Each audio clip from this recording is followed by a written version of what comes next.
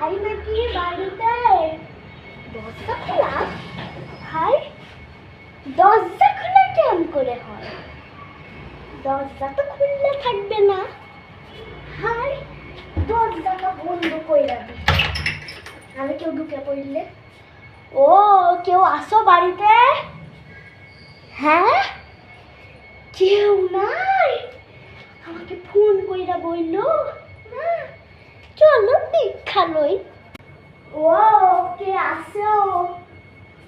হ্যাঁ আমাকে বললো গেল না, সারাদিন কাজ করবো আমি, বাড়িতে কাজ করো এতে কাজ করো, চলো যাই কাজ কইরা লই। চলো একবার, আবার কি কর, রান্না ঘরেও কেউ নাই, এবার আমাকেই কাজ করতে হবে। ও বাবা শান্তি নাই আমার, ওরা চইলা গেছে আর ঘর খুইলা দিয়েছে, আমারও চলে মাইনে হলো আর কি দিয়েছে। কি আর পুদি না, হ্যাঁ কি এরা চাটনি করে দি, ওরা খাবে খাবে। হাই হাই মাথাতে হাত চইলা গেল আমার, কি বানাইছে রান্নাঘরটা, এমন রান্নাঘর কেউ বানায়?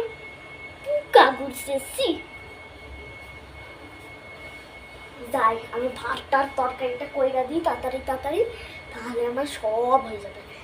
ঝাড়ু পোষা সব করতে হবে, ওদেরকে বই লাগবো আমি। দই আছে একটু দই খেতে, দই আমি। হাই কি রান্নাঘরটা অবস্থা করেছে, ছি গা ঘিন ঘিন করছে আমার, পোকা টোকা বৈশাছে। আমি তরকারিটাতে বৈশা দিয়েছি, এখন ফুটবে দিয়ে হয়ে যাবে।